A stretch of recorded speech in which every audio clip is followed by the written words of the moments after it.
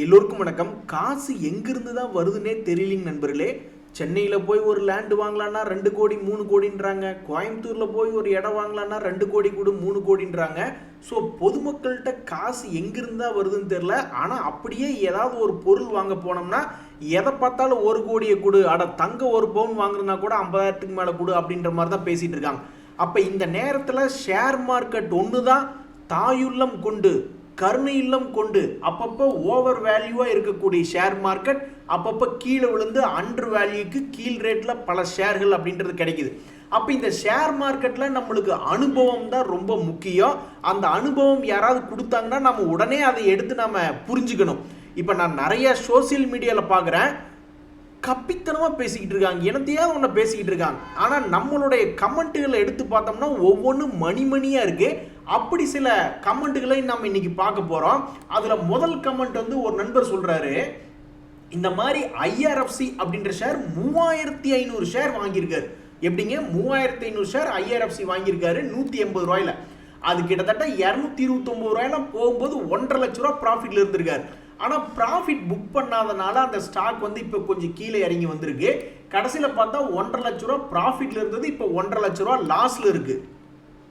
அது மட்டும் இல்லை, இந்த 1000 பிஎல் ஷேரு பிஎஃப்சி போன்ற எல்லாமே மணிமணியான பங்குகள். இதில் ஏதாவது ஒன்றாவது குறை சொல்கிற மாதிரி இருக்கா? எல்லாமே நல்ல நல்ல பங்குகள் தான் வாங்கியிருக்காரு.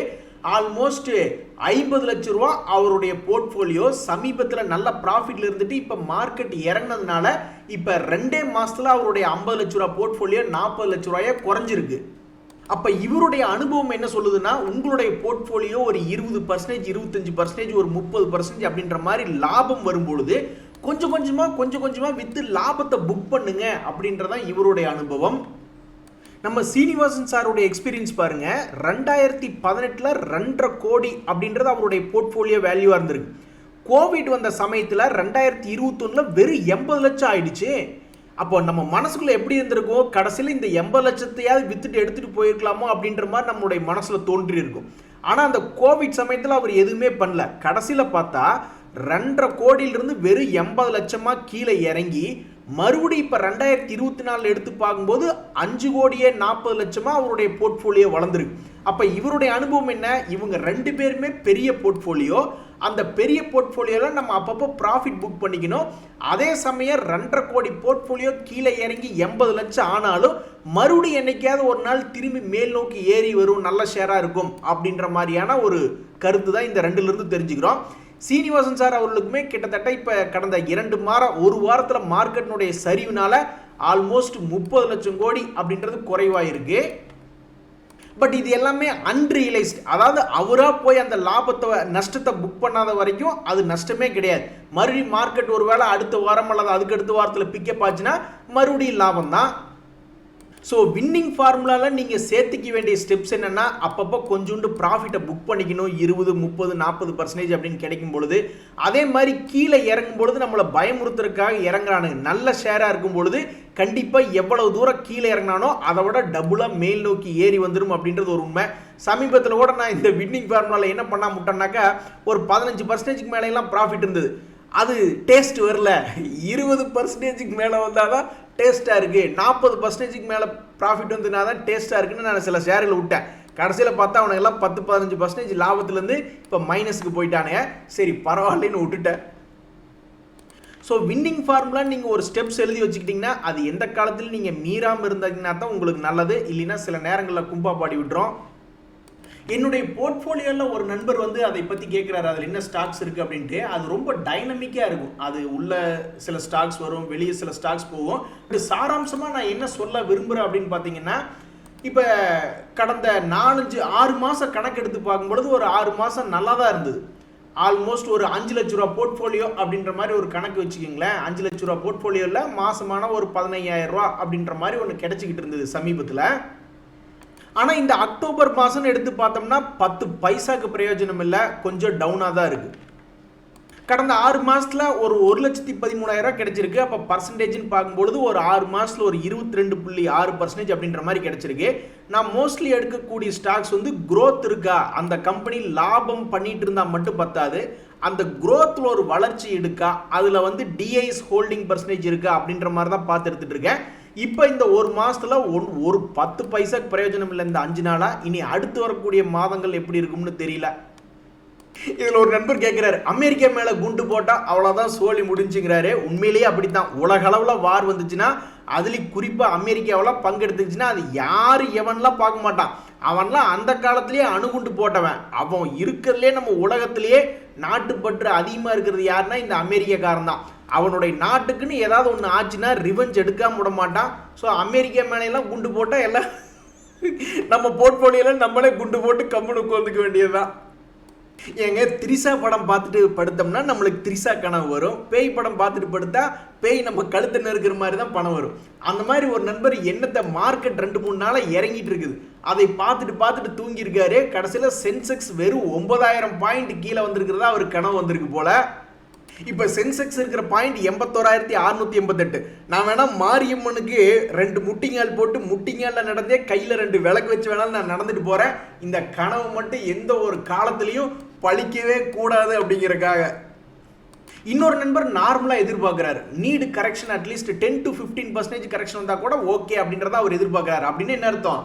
மார்க்கெட் ஒரு 10-15% இறங்கிட்டு அப்படியே பவுன்ஸ் பேக் ஆகட்டும் அப்படின்ற மாதிரி தான் எதிர்பார்க்குறாரு. இது ஒரு டீசெண்டான எதிர்பார்ப்பு. அப்போ மார்க்கெட் கீழே இறங்குது அப்படின்னு எடுத்துக்குவோம். டீசெண்டாக இறங்கினாலும் சரி அல்லது பாம் போட்டு 9000 சென்செக்ஸ் வந்தாலும் சரி, அப்படி டீசெண்டாக இறங்கும் போது ஒரு 10 லட்ச ரூபாய் 20 லட்ச ரூபாய்க்கு மேலே போர்ட்ஃபோலியோ வேல்யூ இருக்கு அப்படின்னா அதை ஹெட்ஜ் பண்ணிக்கிறது தான் புத்திசாலித்தனம். இப்போ என்னுடைய போர்ட்ஃபோலியோ நான் எடுத்து பார்த்தேன்னா நான் கண்டிப்பாக இதை ஹெட்ஜ் பண்ண மாட்டேன். ஏன்னா என்னுடைய மொத்த போர்ட்ஃபோலியோவே ஒரு 5 லட்ச ரூபா போர்ட்ஃபோலியோ தான். ஹெட்ஜிங் பண்ணுற மாதிரி போனோம்னா ஒரு 5000-10,000 அப்படின்ற செலவாகும். ஸோ அதனால் நான் அதில் பெருசாக ரிஸ்க் எடுக்கல. இதே ஒரு 10 லட்ச ரூபா 20 லட்ச ரூபா அப்படின்ற மாதிரி இருந்ததுன்னா நான் ஹெட்ஜிங் பண்ண ட்ரை பண்ணுவேன். ஹெட்ஜிங் எப்படி பண்ணுறது அப்படின்றது குயிக்காக பார்ப்போம். ஹெட்ஜிங் அப்படின்றது நீங்கள் ஸ்டாக் வாங்கி வச்சுருக்கீங்க. ஒரு உதாரணத்துக்கு ரிலையன்ஸ் அப்படின்ற ஸ்டாக் ஒரு 5 லட்ச ரூபாய்க்கு வாங்கி வச்சுருக்கீங்க அப்படின்னு வச்சுக்கோங்களேன். அப்போ இந்த ஸ்டாக் அப்படின்ற இன்ஸ்ட்ருமெண்ட்டில் ஹெட்ஜிங் அப்படின்றது பண்ணவே முடியாது. ஏன்னா ஒரு ஸ்டாக்கை வாங்குறீங்க, ஒரு ஷேரில் ஷேர் ஹோல்டர் அப்படின்றது ஆயிடுறீங்க. அப்போ கவர்மெண்ட்டு அல்லது மற்ற எக்ஸ்சேஞ்சுகள் பார்க்குற வரைக்கும் பார்த்துட்டு இந்த ரிஸ்க்கை எப்படி எலிமினேட் பண்ணலாம், எப்படி இந்த ரிஸ்க்கை சப்போஸ் இந்த ஸ்டாக் கீழே போயிடுச்சுன்னா அந்த லாஸை எப்படி தவிர்க்கலாம் அப்படிங்கிறதுக்காக ஃபியூச்சர்ஸ் அண்ட் ஆப்ஷன்ஸ் அப்படின்ற இன்ஸ்ட்ருமெண்ட்ஸை கொண்டு வர்றாங்க. அந்த ஃபியூச்சர்ஸ் அண்ட் ஆப்ஷன்ஸ் அப்படின்ற இன்ஸ்ட்ருமெண்ட்ஸ்னுடைய அண்டர்லைங் என்ன அப்படின்னா இந்த ஸ்டாக்கு தான் அல்லது இண்டெக்ஸ் ஏதாவது ஒன்று பேஸ் பண்ணி இருக்கக்கூடியதான் ஃபியூச்சர் அண்ட் ஆப்ஷன் இன்ஸ்ட்ருமெண்ட்ஸ். அதுக்கெல்லாம் டைம் ஸ்பெசிஃபிக்காக சில டேட்ஸ் இருக்குது. ஸோ அப்போ ஹெட்ஜிங் அப்படின்னா என்னென்னா ஒரு ஸ்டாக் வாங்கிட்டீங்க ஈக்விட்டியில், அதை ஹெட்ஜ் பண்ணுறதுக்கு அங்கே வழிமுறைகள் இல்லை. அதனால் அதை பேஸ் பண்ணி அண்டர்லைங்காக எடுத்துக்கிட்டு சில இன்ஸ்ட்ருமெண்ட்ஸ் இருக்குது. அந்த இன்ஸ்ட்ருமெண்ட்ஸ் இருக்கக்கூடியதான் ஃபியூச்சர்ஸ் அண்ட் ஆப்ஷன்ஸ் அப்படின்ற செக்மெண்ட். அங்கே போய் ஒருவேளை இந்த ஸ்டாக் கீழே இறங்கிடுச்சுன்னா எனக்கு பணம் கொடு அப்படின்ற மாதிரி நம்ம ஒரு பொசிஷன் எடுக்கிறோம் இல்லையா, அதுக்கு பேர் புட் ஆப்ஷன். சரி, ஒரு ஷேர் வாங்குறீங்க ரிலையன்ஸ் அப்படின்னா நீங்கள் என்ன சொல்லுவீங்க? நான் ஒரு ரிலையன்ஸ் ஷேர் வாங்கியிருக்கிறேன்ப்பா, அது மேல் நோக்கி ஏறிச்சுன்னா எனக்கு லாபம் அப்படின்ற மாதிரி சொல்லுவீங்க. இதே அந்த ஷேர் கீழே இறங்கிடுச்சுன்னா அது எனக்கு நஷ்டம்ப்பா அப்படின்ற மாதிரி சொல்லுவீங்க. சரி, ஒரு ஷேர் கீழே இறங்கிடுச்சுன்னா எனக்கு பணம் வேணும் அப்படின்னு நீங்கள் சொல்கிறீங்கன்னு வச்சுங்களேன். அதுக்கு அப்போ ஷேர் மார்க்கெட்டில் என்னதான் இன்ஸ்ட்ருமெண்ட் இருக்குது? எப்படி போய் ஒரு ஷேர் கீழே இறங்கிச்சுன்னா எனக்கு பணம் கொடுன்னு கேட்பீங்க. அதுக்கு வச்ச பேர் தான் புட் ஆப்ஷன். ஸோ அப்போ அந்த புட் ஆப்ஷன் அப்படின்றது ஒன்று வாங்கிட்டீங்கன்னா ஒரு பொருளினுடைய விலை கீழே இறங்குச்சுன்னா நீ எனக்கு பணம் கொடு அப்படின்னு மார்க்கெட்டில் கேட்குற மாதிரி அர்த்தம் தான் புட் ஆப்ஷன். அப்போ ஒரு ஸ்டாக்கை வாங்கிட்டு கீழே போச்சுன்னா லாஸ் ஆயிருமே ஸ்டாக்ல. அப்போ ஒரு புட் ஆப்ஷன் வாங்கிட்டோம்னா என்ன அர்த்தம்? அந்த ஸ்டாக் கீழே இறங்குச்சுன்னா அப்போ நீ எனக்கு பணம் வந்துடும், பணத்தை நீ கொடுத்துரு அப்படின்ற மாதிரி கேட்குற மாதிரி தானே அர்த்தம். ஸோ அப்போ ஹெட்ஜிங் அப்படின்றது என்னன்னா ஒரு பொருள் வாங்கிடுறீங்க, ஒரு ஸ்டாக் வாங்கிடுறீங்க, அது கீழ் நோக்கி இறங்குச்சுன்னா அந்த லாஸை தடுக்கிறதுக்காக எடுக்கிற பொசிஷன் தான் ஹெட்ஜிங். அப்போ ரிலையன்ஸ் 2800 ரூபாய்க்கு ஒருத்தர் வாங்கி வச்சிருக்காங்க 250 ஷேர் அப்படின்னா கிட்டத்தட்ட 7 லட்ச ரூபா பணம் போட்டு ஈக்விட்டியில் வாங்கி வச்சிருக்காங்க. இப்போ ஆல்ரெடி அந்த ஷேர் ஒரு ஷேருக்கு ஆல்மோஸ்ட் 27 ரூபா இறங்கியிருக்கு. இப்போ அதனுடைய விலை குறைஞ்சிருக்கிறதுனால ஆல்மோஸ்ட் 6750 ரூபா நஷ்டத்தில் இருப்பாங்க. இப்படியே வேடிக்கை பார்த்துக்கிட்டே இருப்பாங்களா? இப்போ 2800 ரூபாய்க்கு வாங்கினது 2773 போயிடுச்சு, அடுத்தது 2000 போகும், அடுத்தது 1500 போகும். இப்படியே யாராவது வேடிக்கை பார்த்துட்டு இருப்பாங்களா? அதுக்கு என்ன பண்றாங்க, 2800க்கு கீழே போச்சுன்னா நீ எனக்கு பணம் கொடு அப்படின்னு ஒரு புட் ஆப்ஷன் வாங்குறாங்க. இது எப்போ வரைக்கும் வேலிட்னா இந்த மாதம் அக்டோபர் மாதத்தினுடைய லாஸ்ட் வியாழக்கிழமை வரைக்கும் வேலிட். அப்போ அவங்க எவ்வளவு பணம் கொடுத்து வாங்கணும்னா கிட்டத்தட்ட ஒரு 100 ரூபா கொடுத்து வாங்கணும்னு கணக்கு வச்சிங்களேன். 2800 புட் ஆப்ஷன் அப்படின்றது 100 ரூபா கொடுத்து வாங்கணும். அப்போ 250 × 100 அப்படின்ற மாதிரி கணக்கு போட்டோம்னு வச்சுங்க. அதாவது 2800 இருக்கிறப்பவே வாங்குறாங்க. ஒரு 100 ரூபாய்ங்கிறது ஒரு வேடி இதுக்காக சொல்றேங்க எக்ஸாம்பிளுக்கு. அது 68 ரூபா இருக்கலாம், அது முன்ன பின்ன இருக்கலாம். நீங்க எக்ஸ்ட்ராவா கொஞ்சம் அமௌண்ட் போட்டு 100 ரூபாய்னு கணக்கு வச்சிங்களேன். அப்போ 100 ரூபா அப்படின்றது எவ்வளவு வருது? அப்போ 25,000 ரூபா அப்படின்ற மாதிரி செலவாகுது. இது வந்து நம்மளோட இன்சூரன்ஸ் காசுன்னு வச்சுங்க. 7,50 லட்ச ரூபா போர்ட்ஃபோலியோ காப்பாற்றணும்னா 25,000 ரூபா செலவு பண்ணி நம்ம இந்த புட் ஆப்ஷன் 2800 புட் ஆப்ஷன் அப்படின்றது வாங்கிட்டோம்னா அது 2800க்கு கீழே எவ்வளவு போகுதோ அப்போ நம்மளுக்கு அந்த பணத்தை திருப்பி கொடுத்துருவாங்க. ஆனால் இங்கே இன்சூரன்ஸுக்கு நம்ம செலவு பண்ணுறது 25,000 ரூபா. அதனால தான் நான் ஹெட்ஜிங் வந்து 5 லட்ச ரூபா போர்ட்ஃபோலியோக்கு எனக்கெல்லாம் இதே மாதிரி ஹெட்ஜிங் பண்ண போனேன்னா நிஃப்டி யூஸ் பண்ணி பண்ணுறேன்னு வச்சுங்க. அப்போ எப்படியும் 10,000 ரூபா 12,000 ரூபா அந்த மாதிரி செலவாகும்.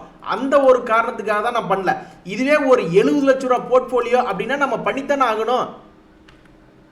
நண்பர்களே, ஷேர் மார்க்கெட்டில் இருக்கக்கூடிய ஒவ்வொருத்தரும் அதுலேயும் குறிப்பாக வேலைக்கு போயிட்டே ஷேர் மார்க்கெட் பண்ணுறவங்க கண்டிப்பாக இந்த ஜிடிடி ஆர்டர் அப்படின்னா என்னென்னு தெரிஞ்சு வச்சிருக்கணும்.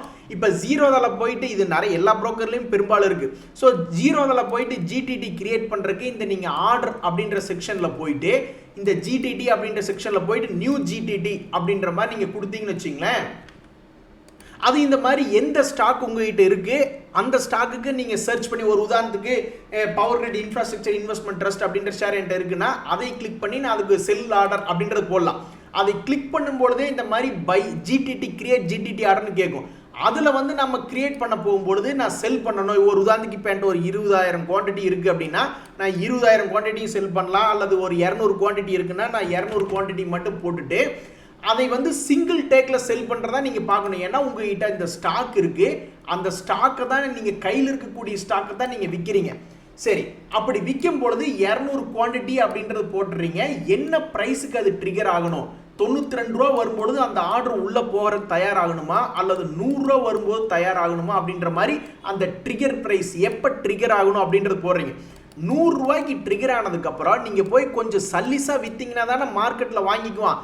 100 ரூபாயில் ட்ரிகர் ஆகி திடீர்னு அந்த ஷேர் கீழே இறங்க ஆரம்பிச்சிருச்சுன்னா, ஸோ 100 ரூபா அப்படின்ற ட்ரிகர் ப்ரைஸில் போட்டுட்டு நீங்கள் விற்கிறதுனால கொஞ்சம் சல்லிஸாக விற்கணும். அதனால் ஒரு 10 பைசா அல்லது ஒரு 50 பைசா கம்மியாக ஒரு 99 ரூபா 50 பைசா அப்படின்னு போடலாம். நீங்கள் 100 ரூபாய்க்கு ட்ரிகர் ஆகி 103 ரூபாயில் போய் ஆர்டர் சப்மிஷன் பண்ணட்டும் அப்படின்ற மாதிரி போட்டிங்கன்னா 100 ரூபாய்க்கு ட்ரிகர் ஆகி 103 ரூபா நடக்காம கூட போகலாம்ல. ஆனால் 100 ரூபாய்க்கு ட்ரிகர் ஆகி கண்டிப்பாக அதோட 10 பைசா கீழே போகிறதுக்கு வாய்ப்பு இருக்கு. அதனால ட்ரிகர் ப்ரைஸை விட செல் பண்ணும்பொழுது ஆர்டர் சப்மிஷன் ப்ரைஸ் வந்து கொஞ்சம் அதை விட ஒரு 50 பைசா கம்மியாக இருந்தால் பெட்டர். இதுலேயே ஒன் கேன்சல்ஸ் அனதர் அப்படின்றது வந்து கொஞ்சம் அட்வான்ஸ்டு டைப். அட்வான்ஸ்டு டைப்பில் என்ன பண்ணலாம்னா நீங்கள் டார்கெட்டும் போட்டுக்கலாம் சிங்கிளாக, அல்லது ஸ்டாப் லாஸும் போட்டுக்கலாம். சில பேர்லாம் உஷாராக power grid infrastructure investment trust வாங்கிட்டோம் ஒரு 100 ரூபாய்க்கு, அது கீழே 95 ரூபாய்க்கு கீழே போகிற மாதிரி இருந்தாவோ 90 ரூபாய்க்கு கீழே போகிற மாதிரி இருந்தால் வித்துறட்டும், அல்லது மேலே 100 ரூபாய்க்கு மேலே வரும்பொழுது அப்பவும் வித்துறட்டும் அப்படின்ற மாதிரி டார்கெட் ஸ்டாப் லாஸ் 2 கண்டிஷனுமே போடுறது ஒன் கேன்சல்ஸ் அனதர். பட் அதை விட நீங்கள் சிங்கிளாகவே போட்டுக்கலாம். இந்த ஒன் கேன்சல்ஸ் அனதரில் வந்து ஒரு ஆர்டர் ஏதாவது ஒன்று ட்ரிகர் ஆயிடுச்சுன்னா இன்னொரு ஆர்டரை ஆட்டோமேட்டிக்காகவே டெலிட் பண்ணிடும். நீங்கள் போய் மேனுவலாக டெலிட் பண்ண வேண்டியதில்லை. இங்கே பாருங்க நண்பர்களே, அடிச்சா லக் இப்படித்தான் அடிக்கணும். ஒரு நண்பர் விஸ்வராஜ் சுகர் அப்படின்ற ஒரு ஷேர் வாங்கியிருக்காரு. அது 3 வருஷம் கீழே கிடந்திருக்கு. திடீர்னு பார்த்தா 3 வருஷம் கழிச்சு நல்ல ப்ராஃபிட்டுக்கு வந்துருச்சு அப்படின்றார். என்ன காரணம், எதனால் இவன் மேல் நோக்கி போயிருக்கான் அப்படின்ற மாதிரி இவர் போய் அனலைஸ் பண்ணி பார்த்ததுல எஃப்ஐஎஸ் வந்து திடீர்னு 13% வாங்கியிருக்காங்க, அதனால மேல் நோக்கி ஏறி வந்துருச்சு அப்படின்னு சொல்றாப்புல. உண்மைதான். இந்த விஸ்வராஜ் சுகர் அப்படின்ற ஷேர் நம்ம போய் பார்க்குறோம். திடீர்னு பார்த்தா எஃப்ஐஎஸ்னுடைய ஹோல்டிங் வந்து திடீர்னு 13% அவங்க வந்து செப்டம்பர் 2024 அவங்களுடைய ஹோல்டிங் இன்க்ரீஸ் பண்ணியிருக்காங்க. இதனால் இந்த ஷேர் என்ன, இதனால் மட்டும் இல்லை, இதுக்கு முன்னாடியே அவன் 14 ரூபாயிலிருந்து 20 ரூபா வரைக்கும் வந்திருக்கான். பட் இது ஒரு ஸ்வீட் நியூஸாக போச்சு. அந்த ஸ்வீட் நியூஸை வச்சுக்கிட்டு அவன் நல்லா மேலே வந்துட்டான். இந்த மாதிரி எஃப்ஐஎஸ்னுடைய ஹோல்டிங் பர்சன்டேஜ் திடீர்னு இன்க்ரீஸ் ஆன மாதிரி ஒரு 5 ஷேர் என்னென்ன அப்படின்ற நியூஸ் இப்போ பார்க்க போகிறோம். இதில் நம்ம பார்க்கக்கூடிய இந்த ஜேஎஸ்டபிள்யூ எனர்ஜி அப்படின்ற ஷேர் கடந்த ஒரு வருஷத்தில் ஆல்ரெடி 400 ரூபாயிலிருந்து இப்போ 700 ரூபாயில் வந்து ட்ரேட் ஆகிட்டு இருக்கா. இதில் இன்னொரு முக்கியமான விஷயம், எஃப்ஐஎஸ் வாங்குறாங்க அப்படின்னா நம்மளை கொண்டு போய் சிக்க வைக்கிறதுக்கு வாங்குறாங்களா இல்லை அவங்க எதுக்கு வாங்குறாங்க, என்ன அப்ஜெக்டிவ் இன்வெஸ்ட்மெண்ட் அப்ஜெக்டிவ்ல வாங்குறாங்கன்னு நம்மளுக்கு தெரியாது. பட் பொதுவாக இந்த மாதிரி எஃப்ஐஎஸ்னுடைய ஹோல்டிங் பர்சன்டேஜ் திடீர்னு இன்க்ரீஸ் ஆனது அப்படின்ற மாதிரி சிலது எடுத்து பார்க்கல. இந்த JSW எனர்ஜி மார்ச் 2024 வெறும் 8% ஹோல்டு பண்ணிட்டு இருந்தாங்க. இப்போ ஜூன்ல எடுத்து பார்க்கும்போது 15% அப்படின்றது ஹோல்டு பண்ணியிருக்காங்க. இந்த ஷேருடைய விலை ஆல்ரெடி உச்சத்துல தான் இருக்கான். அடுத்து நம்ம பார்க்கக்கூடிய இந்த பஞ்சாப் நேஷனல் பேங்க் சமீபத்தில் கீழே பயங்கரமா விழுந்துட்டான். 141 ரூபா ரேஞ்சில் இருந்தவன் இப்போ 105 ரூபா ரேஞ்சில் இருக்கான். இந்த ஷேர்ல போய் பார்க்கும்போது திடீர்னு FIS தங்களுடைய ஹோல்டிங் பர்சன்டேஜை 5லிருந்து 8 மாத்திருக்காங்க. இனி இந்த ஷேர் என்ன ஆகும் அப்படின்றது தெரியல. நம்ம எஸ் பேங்க் அப்பப்போ 10க்கும் 16க்கு ஆடுவான், திடீர்னு 20க்கு 30க்கு ஆடுவான். இந்த ஷேர் சமீபத்தில் 30 ரூபா வரைக்கும் போயிட்டு 22 ரூபாயில ட்ரேட் ஆகிட்டு இருக்கான். இதுல FIS ஹோல்டிங் சமீபத்தில் 22% இருந்தது. FIS ஹோல்டிங்ஸ் இப்போ அவங்க 5% இன்க்ரீஸ் பண்ணி 27% ஹோல்டு பண்ணிட்டு இருக்காங்க. இந்த ஐனாக்ஸ் விண்ட் அப்படின்ற ஷேர்ல ஒரு விஷயம் என்ன அப்படின்னு பார்த்தோம்னா, இதுவும் விண்ட் எனர்ஜி ரிலேட்டடா இருக்கக்கூடிய செக்டர். இந்த செக்டர்ல ஒரு மாற்றம் என்ன வந்திருக்கு அப்படின்னு பார்த்தீங்கன்னா, சமீபத்தில் தொடர்ந்து லாஸ் மேக்கிங்கா இருந்த கம்பெனி கடந்த 3 குவார்ட்டர்களா ப்ராஃபிட் மேக்கிங்கா இருக்கு. ஒருவேளை இதைக்கு இது பார்த்துட்டு இவங்க FIS திடீர்னு அவங்களுடைய ஹோல்டிங் இன்க்ரீஸ் பண்ணியிருக்காங்களா அப்படின்றது தெரியல. ஒரு 9%லேருந்து 13% அவங்களுடைய ஹோல்டிங் பர்சன்டேஜ் அப்படின்றது ஜூன் குவார்ட்டர்ல இன்க்ரீஸ் ஆயிருக்கு. அதுதான் நம்ம பார்க்குறோம் இல்லையா, FIS ஹோல்டிங் இன்க்ரீஸ் ஆகுது அப்படின்ற ஒரே காரணத்துக்காக ஷேர் ஏறாது. யாருக்கு தெரியும், FIS நம்மளை மாதிரி ஏதாவது தப்பாக போய் ஒரு முடிவெடுத்து ஒரு ஷேரை வாங்கி டொமக்குன்னு அது கீழே போயிடுச்சுன்னா அவங்களுக்கு அது ஒரு பெரிய பிரச்சனை இல்லை. இங்கே நம்ம வச்சிருக்கிறதே ஒரு 10,000 ரூபா, அதில் அவங்கள பார்த்துட்டு போய் எடுத்தோம்னா அதனுடைய நடவடிக்கை எப்படி இருக்கும் அப்படின்றது தெரியல. கடைசி நம்ம பார்க்கக்கூடிய இந்த மார்பன் லேபரேட்டரிஸ் அப்படின்ற கம்பெனி, இதில் அவங்க எந்த அழகை பார்த்து மயங்கினாங்கன்னு தெரியல. பட் இப்போ வரைக்கும் அது ஒரு சிறிய ப்ராஃபிட் மேக்கிங் கம்பெனியாக இருக்குது. அதில் போய் பார்க்கும்பொழுது FIS ஹோல்டிங் திடீர்னு 1.6லேருந்து 7.72 வந்துருக்கு. இந்த மாதிரி ஷேர்லாம் கீழே அடிமாட் ரேட்டு கிடந்தப்ப ஒரு 20 ரூபா 30 ரூபாயில் இருக்கும்போது அவங்க இந்த மாதிரி வேலை பண்ணியிருந்தாங்கன்னா நிறைய பேர் சரி ஓகே இந்த ஷேர் கீழே விழுந்து கிடக்கு, FISம் வாங்குறாங்க, ஒருவேளை இது மேலே ஏறுமோ அப்படின்ற மாதிரி நினச்சி பார்த்தா அதில் ஒரு லாஜிக் இருக்குது. ஆனால் அவங்க இருக்கிறதுலே உச்சத்தில் போய் பணத்தை போட்டிருக்காங்க. இனி இதெல்லாம் என்ன ஆகும் அப்படின்றது அந்த ஆண்டவனுக்கே வெளிச்சம். நண்பர்களே, கடைசியாக ஒரு விஷயத்தை நம்ம பார்க்குறோம். ஒரு நண்பர்னால அந்த ஷேர் மார்க்கெட் விட்டே வெளியே வர முடியல பாருங்க. 8 லட்ச ரூபா லாஸ் ஆச்சு அப்படின்றாரு. இன்னைக்கு கூட ஒரு 16,000 ரூபா லாஸ் ஆச்சு அப்படின்றாரு. என்ன பண்றதுனே தெரியல அப்படின்றாரு.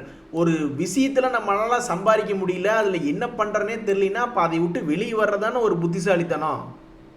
பெரிய பெரிய ஆளுகளோட எக்ஸ்பீரியன்ஸ் நீங்க பாத்தீங்களா இல்லையா? இந்த மாதிரி வாங்கி வச்சிருக்காங்க. இன்வெஸ்ட்மெண்ட்ல தான் பெருசா சம்பாதிக்கிறாங்க பாத்தீங்களா? ட்ரேடிங்ல யாராவது ஒருத்தர் சம்பாதிப்பாங்க, 10 கோடி சம்பாதிச்சேன், 5 கோடி சம்பாதிச்சேன் அப்படின்றது ஒரு 100ல ஒருத்தரோ 4 பேரோ சம்பாதிச்சிருப்பாங்க. அவங்கள பார்த்துட்டு நம்ம போய் சூடு போட்டுக்கிட்டோம்னா நம்மளுக்கு தான் பிரச்சனை. எப்படி எல்லாரும் போய் ஒரு முதலமைச்சரா சிஎம்மா ஆயிர முடியாதோ, எப்படி எல்லாரும் போய் ஒரு பிரைம் மினிஸ்டர் ஆயிர முடியாதோ, எப்படி எல்லாரும் போய் ஃபர்ஸ்ட் ரேங்க் எடுக்க முடியாதோ, அந்த உண்மையை அந்த அக்செப்டன்ஸை நம்ம ஏற்றுக்கணும். அதுக்கு நம்ம முயற்சி செய்யலாம். ஆனால் அந்த முயற்சி நம்மளுக்கு இப்போ படிக்கிறவன் யோசிச்சு பாருங்க, ஒரு IAS கலெக்டர் ஆகணும்னு சொல்லி படித்து தோத்து போயிடுறான். ஆனால் அவன் மண்டைக்குள்ள எவ்வளவு நாலேஜ் ஏறிடுது பாருங்க. அது அவங்களுக்கு தோல்வி கிடையாது. அதே மாதிரி இப்போ இந்த ஷேர் மார்க்கெட் தொழிலில் ஜெயிக்கணும்னு நினச்சிட்டு நீங்கள் போய் அட்டெம்ப்ட் அடிக்கிறீங்க. அது ஏதாவது பேப்பர் ட்ரேடிங்கில் பண்ணால் பரவாயில்ல, ரியல் ட்ரேடிங்கில் போய் இப்படி போச்சுன்னா அப்புறம் நம்ம வாழ்க்கையே லாக் ஆயிரும், ஒன்றுமே பண்ண முடியாது. ஸோ என்னை பொறுத்த வரைக்கும் இந்த மாதிரி பெரிய பெரிய இன்வெஸ்ட்மெண்ட் பண்ணி தான், சிறிய அளவில் இன்வெஸ்ட்மெண்ட் பண்ணாலும் சரி, பெரிய அளவில் இன்வெஸ்ட்மெண்ட் பண்ணாலும் சரி, இன்வெஸ்ட்மெண்ட் பண்ணி ஜெயிக்கிறவங்க தான் அதிகமாக ஜெயிக்கிறாங்க. ஸோ நீங்கள் இன்வெஸ்ட்மெண்ட் சைடு யோசிச்சு பாருங்கள், அதில் என்ன ஸ்ட்ராட்டஜி கிடைக்குது, என்ன பண்ணலாம் அப்படின்ட்டு. இன்றைய தகவல் அனைத்து உங்களுக்கு உதவியாக இருந்தது எனக்கு சந்தோஷம் தான். ரொம்ப நன்றி, வணக்கம்.